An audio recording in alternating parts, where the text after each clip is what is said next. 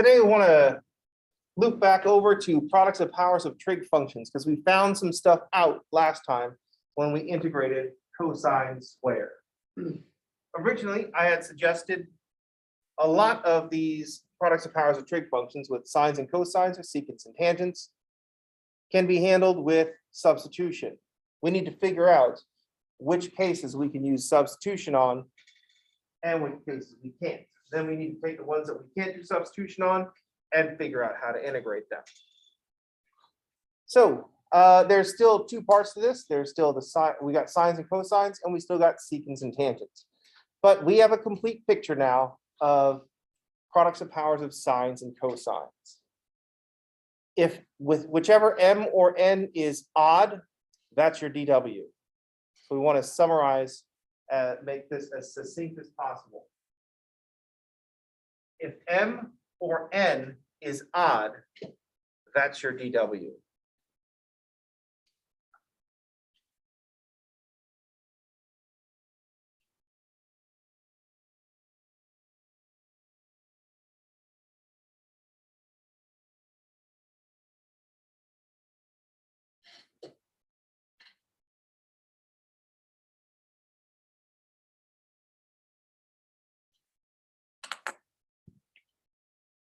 Whichever of sine or cosine has an odd power, that one is your DW, and your W should be the other. So whichever has an odd power is your DW. Our strategy is going to be to save one copy to be the DW, and then convert the rest. So whichever has an odd power is your DW. That tells you what W should be. Then convert the rest with the Pythagorean identity.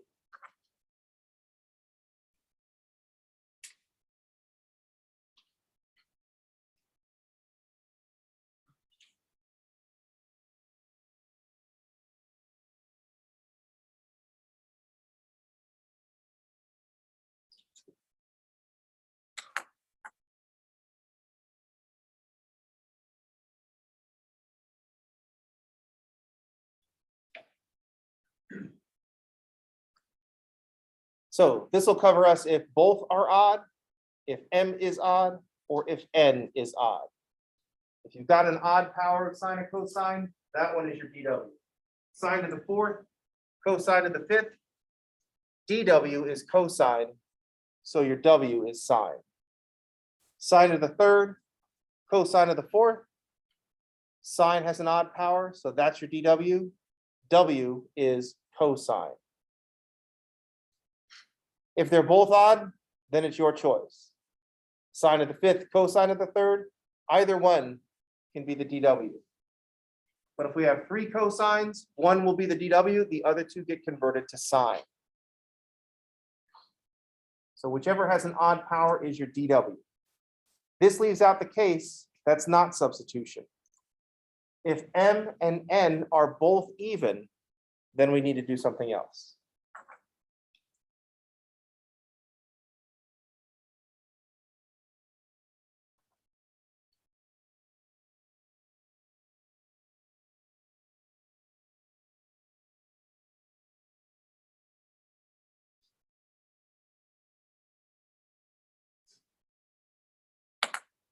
If m and n are both even, then it's not a substitution problem.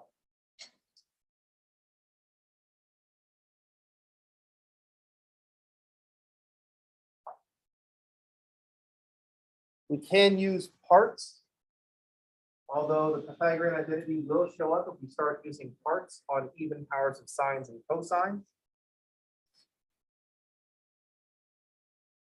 But it's usually more efficient to just use trig identities. Use double angle identities.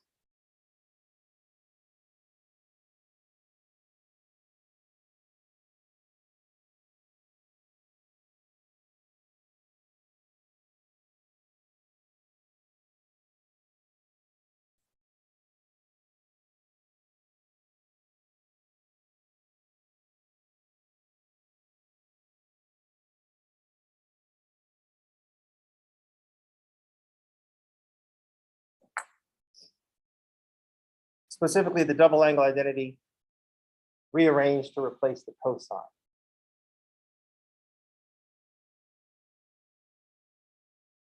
Also remember your double angle identity for sine, because when we integrate a cosine of 2x, we'll generally end up with a sine of 2x. So we should know what sine of 2x looks like. So we'll also need sine of 2x is 2 sine x cosine x.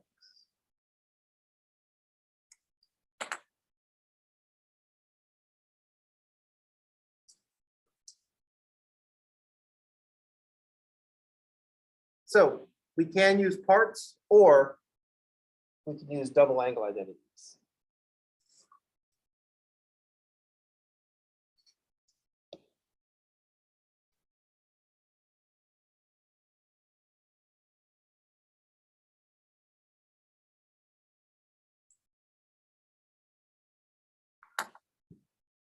Like we did on cosine squared.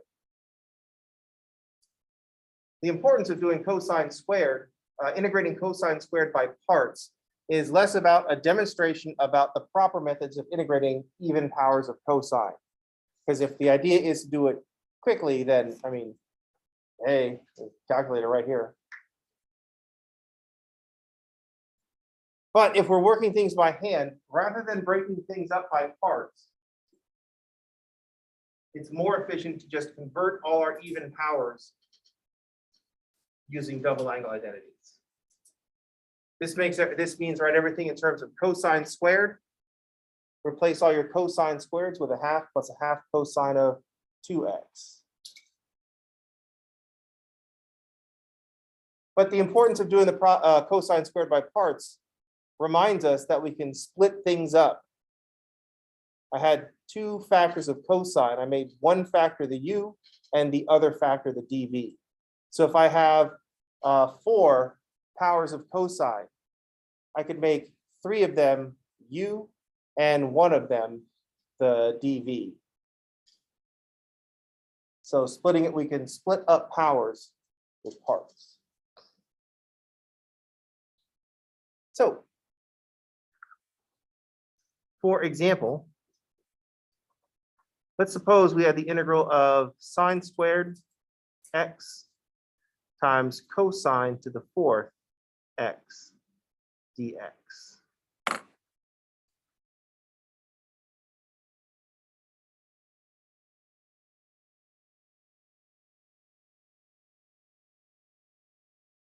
The first thing that we want to notice is that sine and cosine both have even powers. So this is not a substitution problem.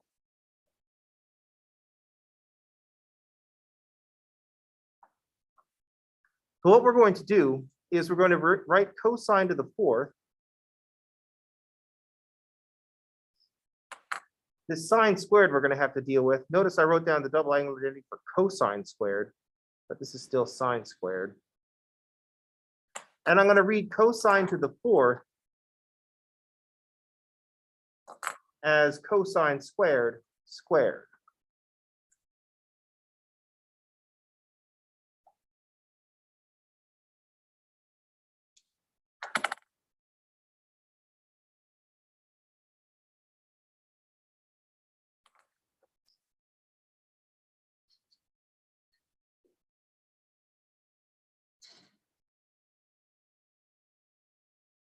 So that cosine of the 4th is going to be a 1 minus, or sorry, is going to be a cosine squared squared.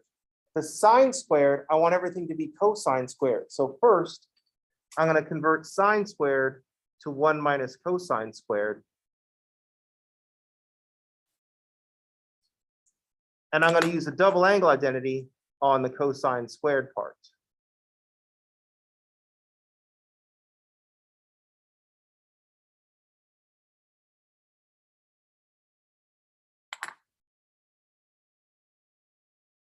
Now that cosine squared is still a cosine squared. That's not what we were looking for. So I'm going to replace the cosine squared from the sine squared with 1/2 plus a half cosine of 2x. So this is going to have to go through another substitution where I write it as 1 minus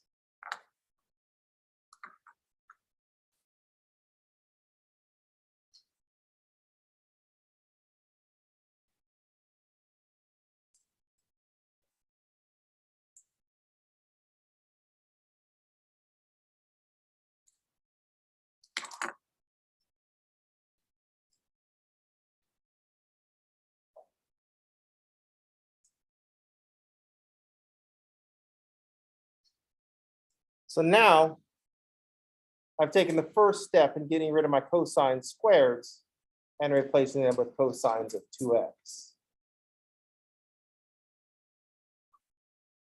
So what we're looking at is the integral of 1 minus 1/2 plus a half cosine of 2x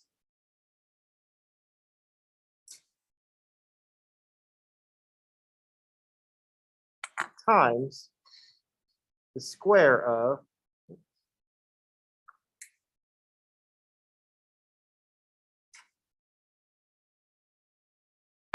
times the square of a 1/2 plus 1/2 cosine 2x squared.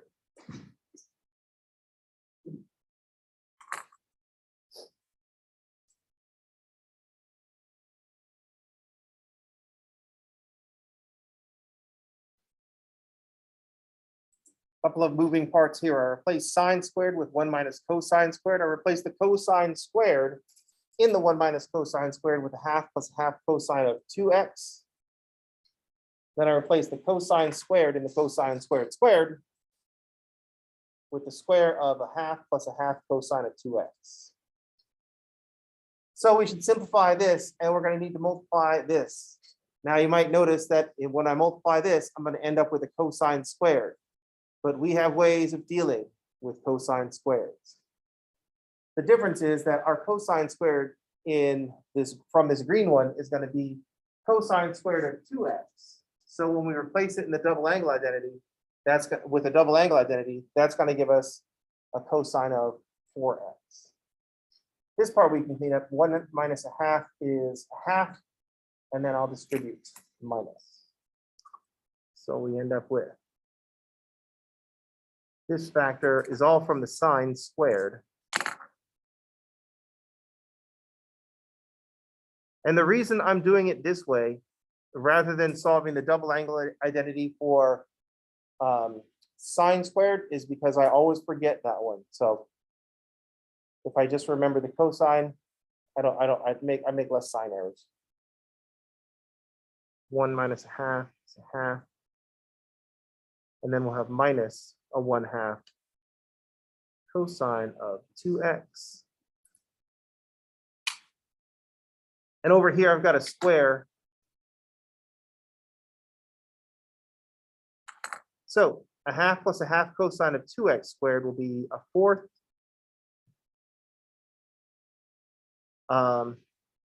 Plus 2 times a half, which will be a half, cosine of 2x plus a 1/4 cosine squared 2x.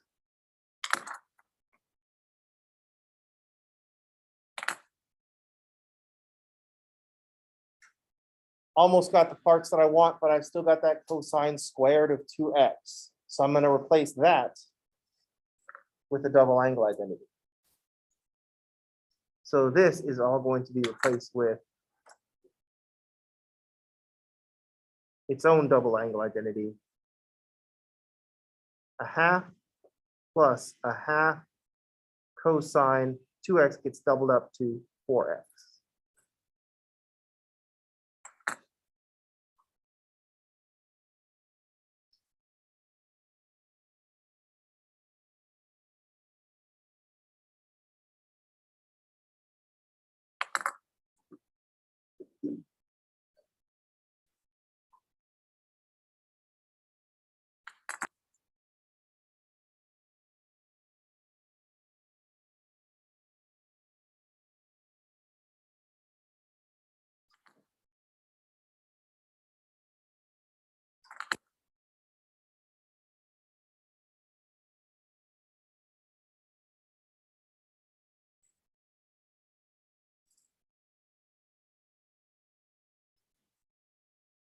Questions? It'd be great if we were done here, but we still haven't done any calculus. All we've done is some trigonometry and some algebra. So we can continue multiplying all this out. every time we come up with a cosine squared, we replace it with a cosine of 2x in a double angle identity. So whenever we come up with a cosine squared, replace it with a cosine of 2x.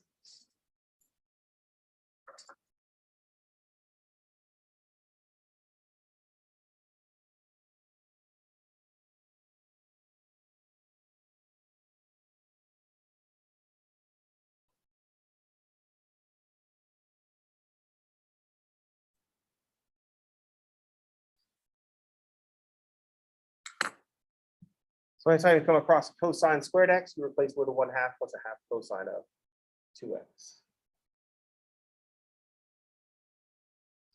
Questions?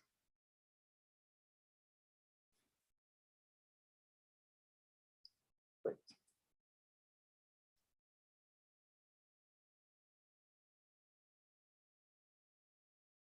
How's everybody okay? This still leaves what we're going to do about odd powers, or sorry, what we're going to do about products of powers of secants and tangents. But we've got strategies for any product of powers of sines and cosines. If one of those is odd, that should be W, substitute the other. If all you have are even powers of cosines, use your double angle identities to rewrite.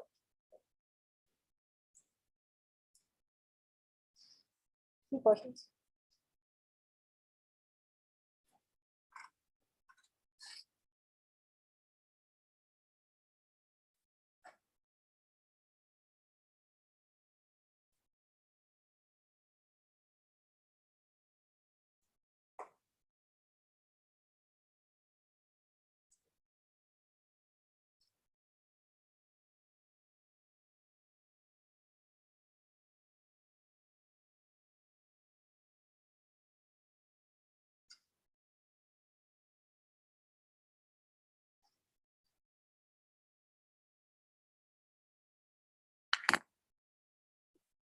There is a double angle identity for sine squared, but I always forget what it is. And it is very close to the identity for cosine squared.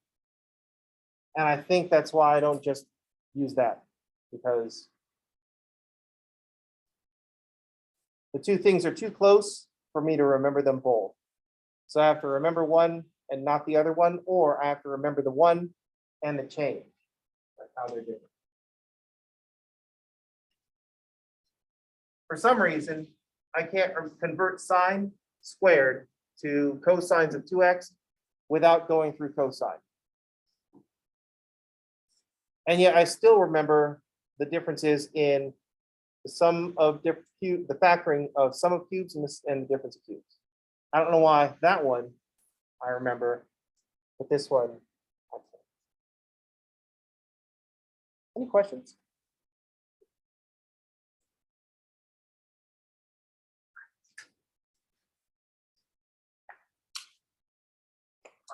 I wanted to do one more for parts.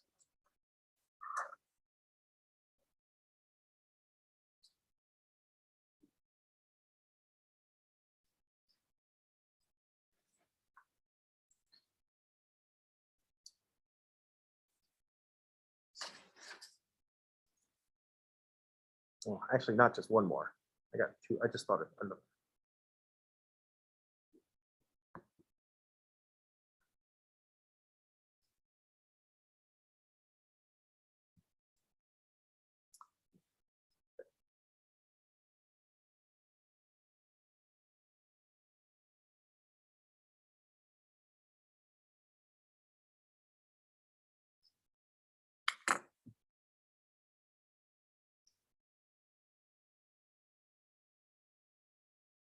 So jumping back over to parts, one of our strategies was integrating by differentiating. That's one of parts, the party tricks that goes along with integration by parts. You can integrate a function by differentiating a function. So nothing to substitute here. So step 0, this is not substitution. We're going to do the same trick on arctangent that we did on natural log. I want to split up a u and a dv. It doesn't make any sense to put arctangent in dv Because if we knew that, we wouldn't be doing parts, we would just be writing down the integral of arctangent. So we put arctangent in the differentiation side.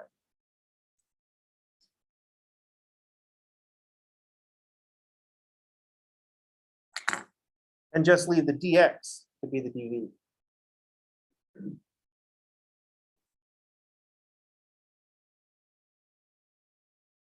The reason that we like natural log and arctangent and arcsine as functions is that their derivatives go from being these weird inverse trig functions to rational functions. The derivative of arctangent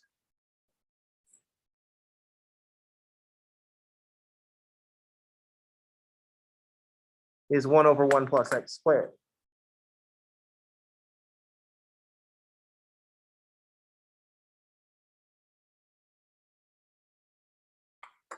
Over in the integration side, the integral of 1 is just x.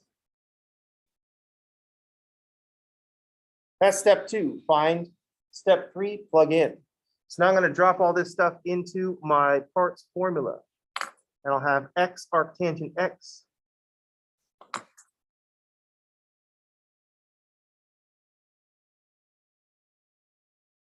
minus the integral of x over 1 plus x squared.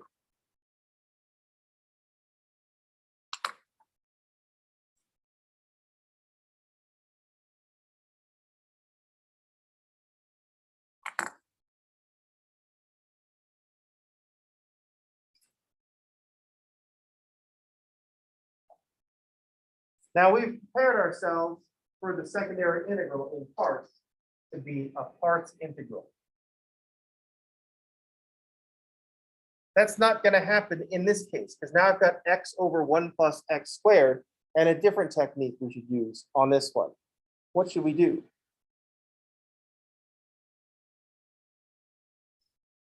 So in this problem, we want to look for a substitution. Remember, your default way of integrating things is to think in terms of substitution. The reason that we do that is because substitution should become automatic for us. We don't want to have to write down the substitution. We want to see x over 1 plus x squared and identify that as a half natural log of 1 plus x squared. So let's remind ourselves of how we get there. We see the 1 plus x squared in the denominator, and then on top we see x. So we have the derivative of one part of the function as a factor. And that's what we need for substitution. So if I make my substitution 1 plus x squared, then my dw is x dx.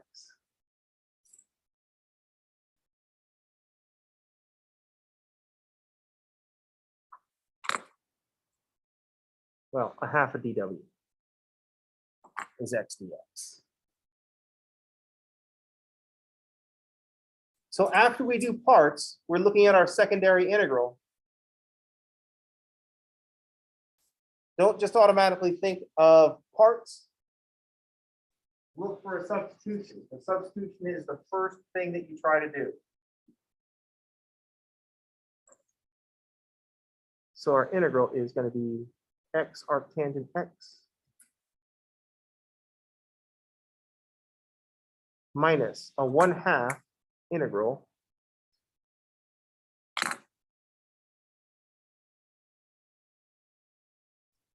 my function is 1 over the function that we plug 1 plus x into is 1 over w.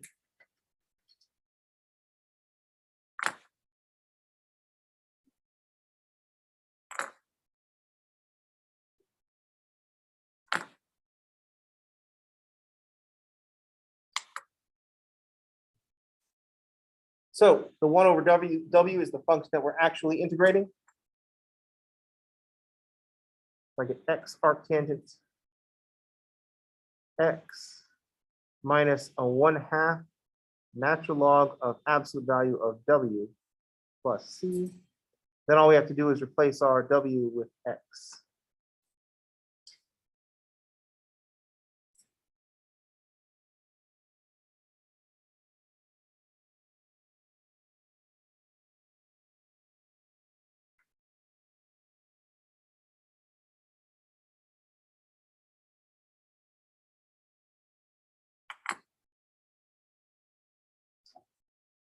So the thing we want to watch out for here is the secondary integral that's done with substitution.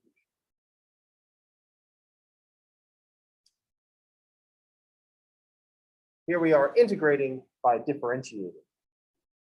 Rather than to integrate arctangents, we must be able to differentiate arctangents.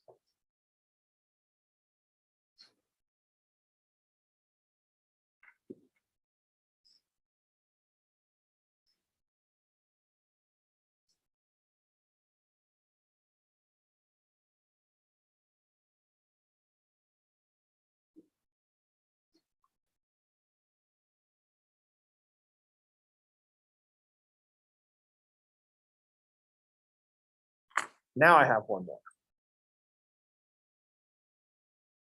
So this one comes from the DV must be something you can integrate file. Going to be part of the DV must be something you can integrate file. So let's suppose I have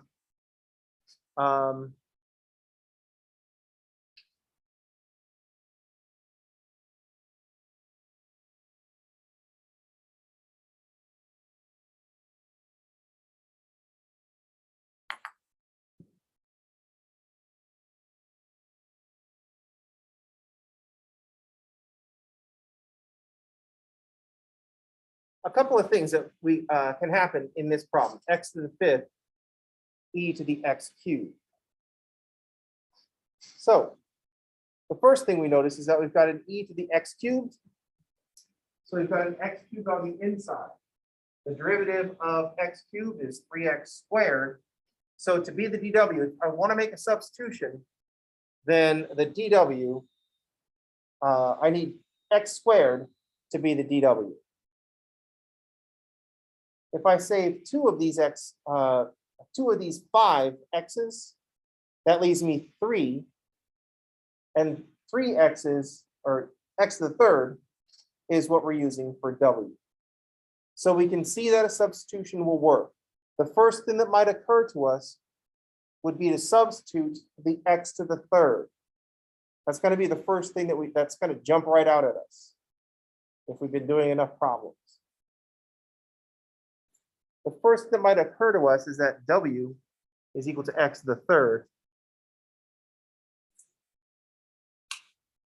Then that makes some other choices for us. That means that, we have to make some other choices. I don't think we're making choices. We made a choice of x to the third. This is what we got. We need to make that substitution work. Having a short circuit in my audio processing. So if w is going to be x to the third, then dw is 3x squared dx. And we're going to do this in the style of, what's your dw? We'll have 1/3 dw is x squared dx.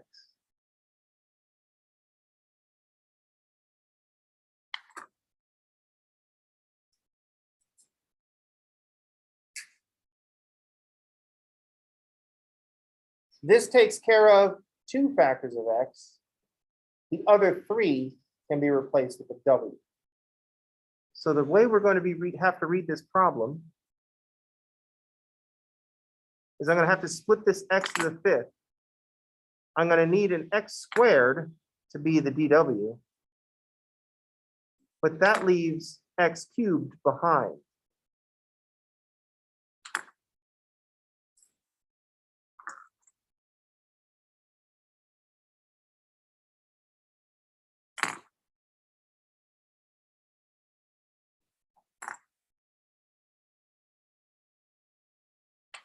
So this is how we're reading the problem. That x to the third is going to be replaced twice.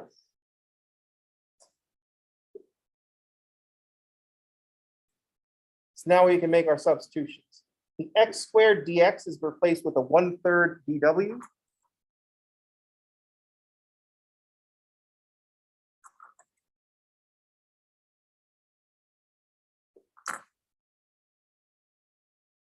This this x cubed here gets replaced with w. E to the x cubed becomes e to the w.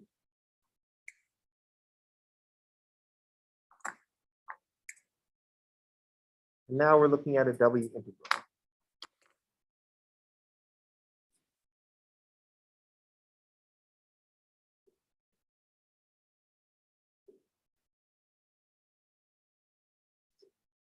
So at the beginning of the problem, we saw that x cubed sitting up there as an exponent and it's saying, do substitution, pick me. But then we have to make sure that we have the parts to make that work, or the pieces that we need to make that work. If x cubed is going to be the w, then I need x squared to be the dw. So I broke up the x to the fifth into an x to the third and an x squared. The x squared can be the dw. The x to the third will be another w. Now that we're looking at we to the w, now we're looking at a parts problem. We substituted our way into a parts problem. This problem is super contrived. If you're like, oh, Leach, this seems like a super contrived problem that you very carefully had to pick an x to the third, like an x to the sixth, and all of a sudden the problem is broken. It only seems that way because that's exactly what's going on. I very much constructed this to do exactly what I wanted. All math problems are just contrived little examples. You know what I mean? You finish algebra class and you get this idea that most of the polynomials you encounter will be factorable because you were learning factoring. And so your teacher handed you a bunch of factorable polynomials. And so now you have this skewed view of the world. Through no fault of your own, you have this skewed view of the world where most polynomials are factorable. But you're being selfish. That's only your experience. Because if I pick a polynomial at random, real coefficients, integer coefficients at random, the probability that it's factorable is 0. It's just, if I give you a quadratic polynomial, randomly choose the coefficients, it's not factorable. It's just, that's how weird it is for polynomials to be factorable over the integers, like we like to factor. Even the way I just said that requires that you understand the culture where that comes from, because I said polynomials that are factorable. And I specifically talked about the algebra word version of factorable. Factorable over the rational numbers, factorable over the integers. Because if we're allowed to factor with complex numbers, then we just say all polynomials are factorable. X squared plus 1, that's factorable. X minus I, X plus I. That'll give you X squared plus 1. But in algebra class, we didn't want to mess with those complex numbers. So you just said that was prime. It was prime over the integers, or over the rational number. Because x squared minus 7, you would also label that as being prime. But that's factorable if we're allowed to use real coefficients.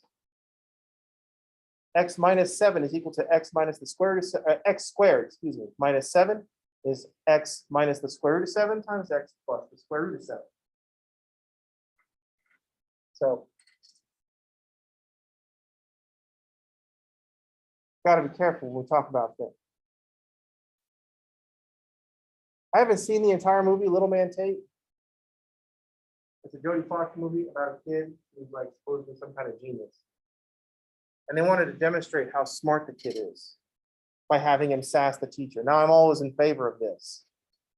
I realize that the teacher role in any movie is to be the target of scorn from the heroes who are the students. That's just how it is. So I have a problem with Little Man Tate sassing his teacher. I have a little problem with Little Man Tate being wrong. Because the story goes, the teacher, or the scene goes like this. The teacher writes the numbers 0 through 10 up on the board and says, which of these are divisible by 2? Little Man Tate, sitting in the back, doodling because he's so bored with his age-appropriate instruction that he's choosing to, he's going to sit there and doodle. This is the appropriate thing to do. I mean, when you're bored, friggin' doodle. Make sure the adults know that you don't think that this is appropriate for you. Make your, so just so it's like, oh, fuck this, I'm just going to draw. But he's still listening because remember, he's super smart and this scene is set up to make him look super smart. And so he's doodling and very dismissively. A lot of sass on this kid, which I like. So I go, all of them. So I go, no, kid. This is why you should listen in class, because I said which of these are divisible by 2, not which can be divided by 2. Divisible by 2 means when we divide by 2, there is no remainder. That leaves us with 0, 2, 4, 6, 8, and 10. If you listen next time, little man Tate, maybe I wouldn't have to humiliate you so. You know what I mean? That's the other thing that teachers need to stop doing when they receive sass, is to try to humiliate the other student. That makes you an adult humiliating a child. That's fucking pathetic. You know what I mean? If a child does it, you know what? They're kids. They're trying to figure stuff out. You can either treat them like a kid, or you can pull them aside and say, that was disrespectful, and I don't appreciate that. You know what I mean? And when you find out all the adults are humiliating all these children, then the children start being bullies. I don't want anybody to wonder where it came from. That drugs commercial from the 80s. I learned it from you, all right? I learned it by watching you. Incidentally, the issue in that was a kid was smoking pot. And like if you were in that commercial in 2021, people was like, why does he fucking care? Now, if the dad walks in and is like, hey kid, been dipping into my stash, then we have something to talk about. But I mean, you know what I mean? I'm just kidding. Don't smoke pot. The kid was too young in that one. And it's going to mess up with your brain chemistry. So knock it off, kid. Anyway, what were we talking about? I can't even remember. Every once in a while, you'll have one of these moments. This will happen when you're older. So like in 30 years for y'all. You'll have one of these moments where I go, where did that come from? And you realize that you're standing there and you're like, well, how did I get here? And then you just normalize that until, I don't know. Anyway, we've got a parts problem. So I'm going to say U is W because I can differentiate the W down to 0. And I'll set dV as e to the W. So my derivatives, du, will go from 1 or down to 1 and then down to 0. And then I'll integrate for all my derivatives.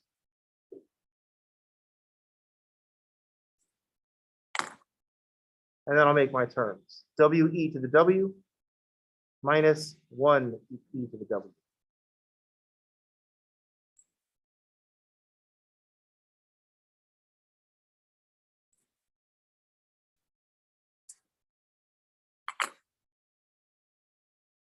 Then all we need to do is replace our W's with their original X cubes.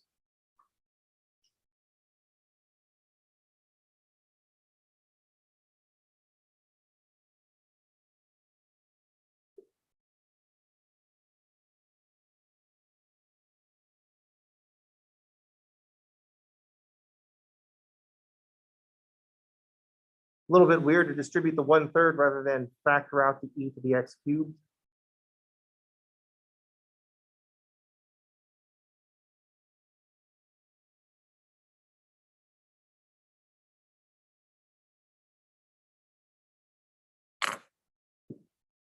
I'm not sure which one of these will be more visually satisfying to you. I think that changes over time. I think when I was a student, the first one would be better because that would be like just to multiply everything out. But the second one, I like better at this point. I don't know why that is. I think things just change over time. When I was 8 years old, I didn't drink coffee. Now.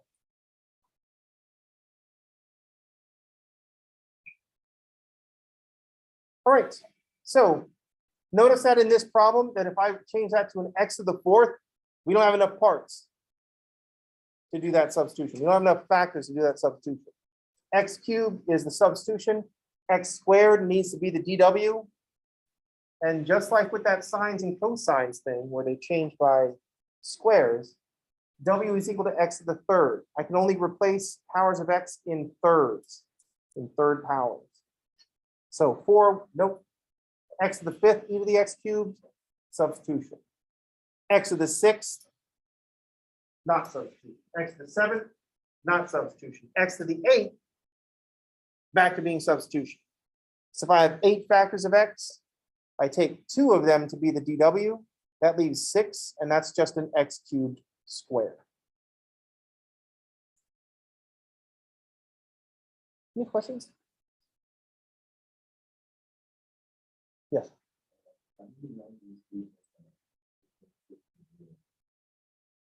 If you've got your u function is a polynomial, then you might be able to differentiate it down to 0. Because polynomials are the only ones that'll do that, that'll differentiate down to 0. Like if I put an e to the w over here, it's just always going to be an e to the w. Or if this is sine, then it's going to go from sine to cosine to negative sine to negative cosine, and then we're back in a loop. Or if this is a 1 over x, then the derivative is minus x to the minus 2, minus x to the minus 3, and so on.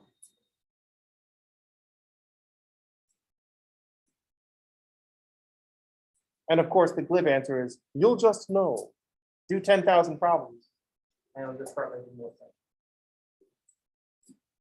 All right, that's going to do it for today. Sorry about yesterday. I'll see you all on tomorrow. Everybody have a good day, and thanks for playing.